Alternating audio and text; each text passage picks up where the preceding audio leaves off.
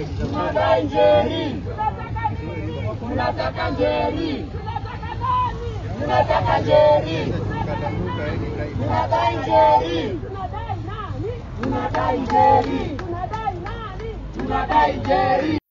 Na mtazamaji, natumai mzima popote ulipo na karibu tena katika YouTube channel yetu, kituo nambari 1 kinachozidi kukuletea taarifa za siasa nchini Kenya.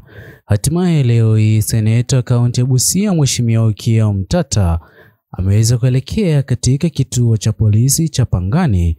Haya yote ni kutokana na mwanaharakati Rose Njeri aliyeweza kukamatwa kutokana na jinsi ambavyo aliweza kutengeneza mswada wa mwaka 2025, pahali ambapo katika mitandao ya kijamii Wakenya wataweza kutoa maoni yao kuhusiana na mswada huo wa fedha mwaka 2024 na 25 chini ya uongozi wa serikali ya Kenya Kwanza, hatua iliyoweza kuonekana kuchukiza viongozi wa serikali ya Kenya Kwanza na kulazimu mwanaharakati huyo Rose Njeri kukamatwa na kupelekwa katika kituo cha polisi huko Pangani.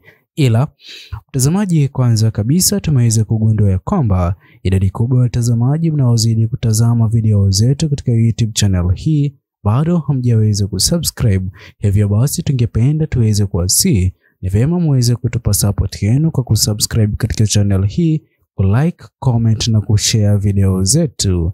Naam, mtazamaji, seneta wa kaunti ya Busia Mheshimiwa Okiya Omtata ameweza kuwasili katika kituo hicho cha polisi, yeye pamoja na wanaharakati wengine akiwemo Hanifa pamoja na Boniface Mwangi. Je, mtazamaji, wewe mtazamo wako ni upi kwa hatua iliyoweza kufanywa na uongozi wa serikali ya Kenya Kwanza dhidi ya mwanaharakati huyu Rose Njeri? Tuachie maoni yako katika uwanja wa comment section, subscribe, like, comment na kushare. Bye bye until the next video.